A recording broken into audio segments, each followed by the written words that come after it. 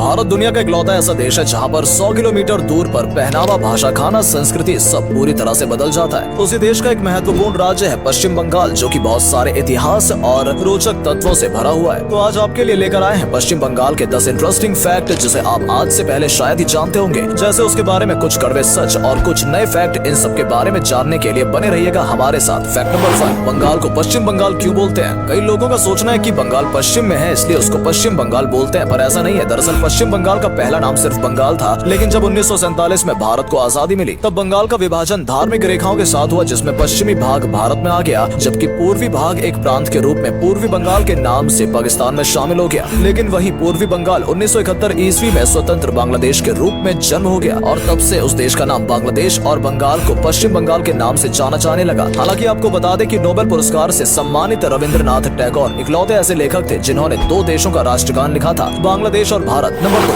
भूगोल। बंगाल एरिया के हिसाब से 13वां सबसे बड़ा राज्य है और आबादी के नजरिए से ये चौथा सबसे बड़ा राज्य है, जो कि 3 देश बांग्लादेश, नेपाल और भूटान समेत 5 राज्यों से अपने बॉर्डर का साझा करता है, जहां लगभग 1000 पुरुषों पर 950 महिलाओं का अनुपात है और बंगाली लड़कियों को विश्व में सबसे आकर्षित लड़कियों का राज्य माना जाता है। साथ ही बंगाल में पूरे 23 जिले हैं, जिसका सबसे बड़ा शहर कोलकाता को माना जाता है। नंबर 3, क्या बंगाल एक गरीब राज्य है? बंगाल की गरीबी को हम समझ सकते हैं। अगर देश में पूरे 4 लाख भिखारी हैं, तो उसमें से बंगाल के 1 लाख भिखारी मौजूद हैं। और ये बात हम नहीं, union of ministry of social justice बोल रही है। और इसके अलावा 20,000 से ज्यादा बंगाली हाथ वाले रिक्शे के साथ अपनी जिंदगी काट रहे हैं और लगभग 75% लोग ऐसे हैं जो गरीबी रेखा से नीचे हैं, जिनके पास कोई नौकरी मौजूद नहीं है। आज वैसे कोलकाता पहला ऐसा भारतीय राज्य था कि जहां आईटी की बात की गई है, पर उस समय के जो मुख्यमंत्री थे ज्योति बासु, उन्होंने क्या बोला, अगर कंप्यूटर आ गया तो सारी नौकरी चली जाएगी। फिर उन्होंने 1980 में ये प्रस्ताव रद्द कर दिया और बेंगलोर ने पकड़ लिया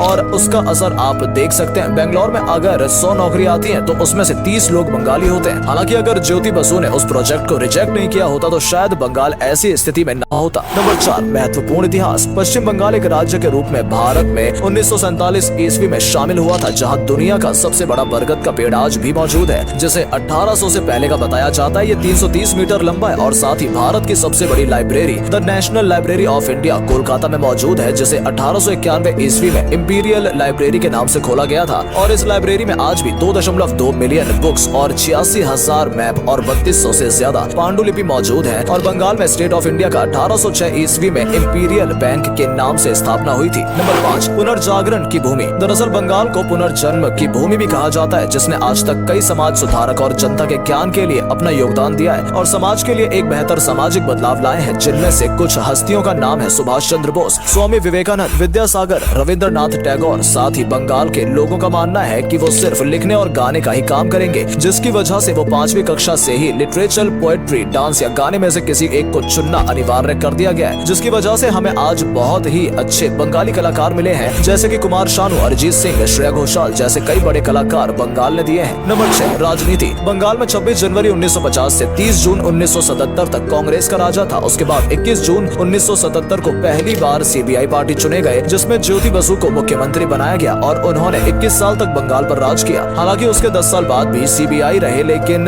जब बंगाल को समझ आया कि बंगाल में ना ही कोई अब इंडस्ट्री या और ना ही कोई स्ट्रक्चर बचा है, तब जनता द्वारा उन्हें नकार दिया गया और तभी टाटा नैनो सिनेना को दिया गया और तभी टाटा ने बंगाल में एंट्री मारी और रतन टाटा ने सोचा हम उठाएंगे बंगाल को। और रतन टाटा ने वहाँ की जमीन लेने के बाद 1000 लोगों को नौकरी देने का वादा किया और तभी ममता बनर्जी धरने पर बैठ गई। उनका कहना था कि जमीन भी हमारी और 1000 लोगों की नौकरी, और यही बोलकर उन्होंने कई किसान और जनता को अपनी ओर आकर्षित कर दिया और कई दिनों तक धरने पर बैठी रही। फिर रतन टाटा को बंगाल छोड़ना पड़ा और उसका बड़ा फायदा ममता बनर्जी को अगले चुनाव में मिला और लोगों ने उन्हें अपना मसीहा समझकर मुख्यमंत्री बना दिया, जो कि पिछले 10 साल से बंगाल को संभाल रही है। यहाँ पर 42 लोकसभा और 16 राज्यसभा की सीटें मौजूद है। Number 7, football fan. दुनिया के किसी भी कोने में कोई फुटबॉलर, आपको कभी भी ऐसा कोई बंगाली नहीं मिलेगा जिसको फुटबॉल की टीम और लीग तथ्यों के बारे में ना पता हो। दरअसल बंगालियों में फुटबॉल बुखार वास्तव में काफी प्राचीन है, जो भारत के सबसे पुराने फुटबॉल क्लब मोहन बागान से लेकर Sourav Ganguly pitching athlete the Kolkata इस बात को प्रमाणित करता है। और साथ ही विवेकानंद युवा भारतीय स्टेडियम भारत का सबसे बड़ा स्टेडियम है, जहां 1997 में फेडरेशन कप का सेमीफाइनल का खेल खेला जा चुका है और उस वक्त 1,31,000 रिकॉर्ड दर्शक मौजूद थे।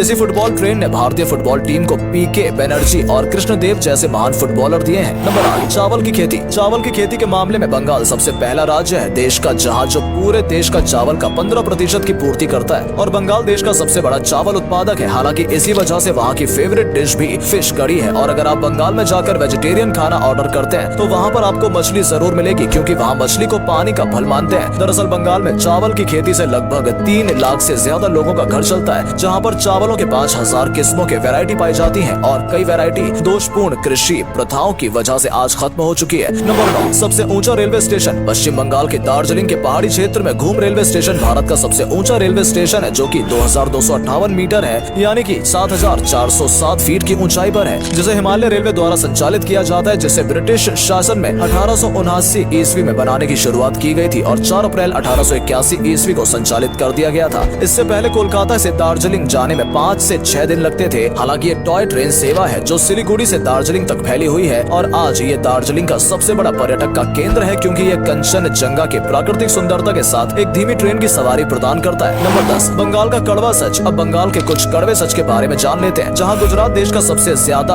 पर कैपिटा इंडिविजुअल इनकम में आता है, जो कि 2,15,000 रुपए है। वहीं बंगाल की पर कैपिटा इनकम 15,000 है और जो कि गुजरात की आधी भी नहीं है। हालांकि ये देश हमेशा से ऐसा नहीं था। ये वही राज्य है जहां देश का पहला बैंक और SBI जैसे बैंकों का जन्म हुआ था। पहले हर विदेशी कंपनियां सोचती थी कि भारत में सफल होना है तो बंगाल के साथ बिजनेस करो, और आज उसी राज्य के बारे में जानकर हैरानी हो रही है कि आज नेशनल क्राइम अलर्ट ब्यूरो भी बोलता है कि देश में सबसे ज्यादा अगर औरतों को बेचा जाता है या बच्चों की ट्रैफिकिंग होती है तो बंगाल इसमें सबसे नंबर 1 पर आता है। इसका मुख्य कारण यह है कि बंगाल में आज भी 1/4 आबादी यानी कि 75% लोग गाँव में रहते हैं। दोस्तों, ये किसी राज्य समुदाय की बुराई के लिए नहीं है, बल्कि जानकारी के लिए है, क्योंकि बंगाल भी भारतीय राज्य है और सभी राज्य बढ़ेंगे तो अपना भारत भी बढ़ेगा। तो दोस्तों, आशा करते हैं कि आप इस वीडियो को अपने दिल पर ना लें और वीडियो पसंद आए तो लाइक जरूर करें और अपने दोस्तों में शेयर करना ना भूलें। मिलते हैं ऐसे इंटरेस्टिंग वीडियो में, तब तक के लिए बाय।